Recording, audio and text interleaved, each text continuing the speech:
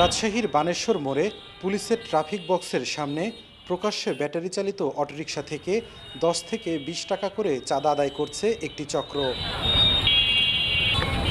এছাড়া তানোর চান্দুরিয়া বাজারে রীতিমতো চেয়ার টেবিল পেতে বসে বাস প্রতি 30 টাকা করে আদায় করা হচ্ছে চাঁদা। মুঠোফোনে ধারণকৃত ফুটেজে উঠে এসেছে এসব চিত্র।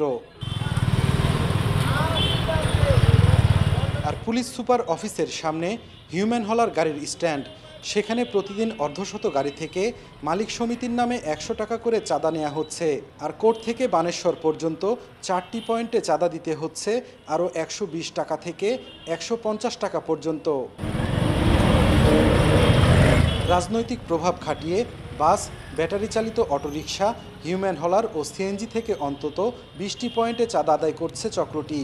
এতে ক্ষুব্ধ বিভিন্ন যানবাহন চালকরা। মালিক সমিতি দিতে হয়, শ্রমিক ইউনিয়ন দিতে হয়, এগুলো দিতে হয়। কোথায় 50 টাকা, কোথায় 200 টাকা, কোথায় 300 টাকা, টোটাল খরচ এরকম আছে 3,500-4 হাজার টাকার মতো আসে রংপুর আপ ডাউনে। 10 টাকা 20 টাকা নেয় গাড়ি প্রতি। মাছ চালায় কিন্তু এদের কোনো নিয়ন্ত্রণ, এরা ভাগ করে খেয়ে নেয় তিনজনা। আমার টাকা, আমি গাড়ি চালাচ্ছি, কোন চাঁদা আরেকজনের দিতে হচ্ছে। এদিকে টাকা নেয়ার কথা স্বীকার করে নানা যুক্তি দেন চাঁদা আদায়কারীরা।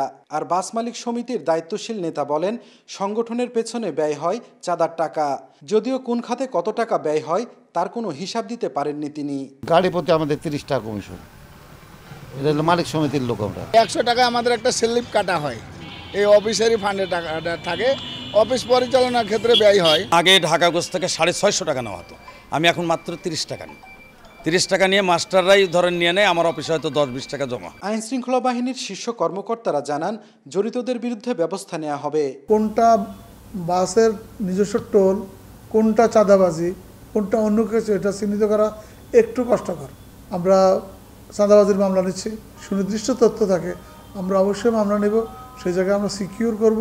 ইনশাআল্লাহ আমরা আশা করছি অবস্থার উন্নতি হবে। যদি চাঁদাবাজি বেড়ে যায় আমাদের অভিযানও সঙ্গত কারণেই বেড়ে যাবে। তবে আমাদের জন্য ভালো হয় যদি এটা ট্যাঞ্জেবল হয়, মানে দৃশ্যমান হলে, কগনিজেবল হলে আমরা হাতে নাতে গ্রেফতার করতে সক্ষম হই। জেলায় প্রতিদিন 800 বাস, 500 সিএনজি অটোরিকশা, 1,500 ব্যাটারি চালিত অটোরিকশা ও হিউম্যান হলার থেকে প্রতিদিন গড়ে 2 লাখ টাকা চাঁদা আদায় করা হয়। গত 1 বছরে 25 জন চাঁদাবাজকে আটক করেছে আইন শৃঙ্খলা বাহিনী। সাইফুর রহমান রকি, সময় সংবাদ, রাজশাহী।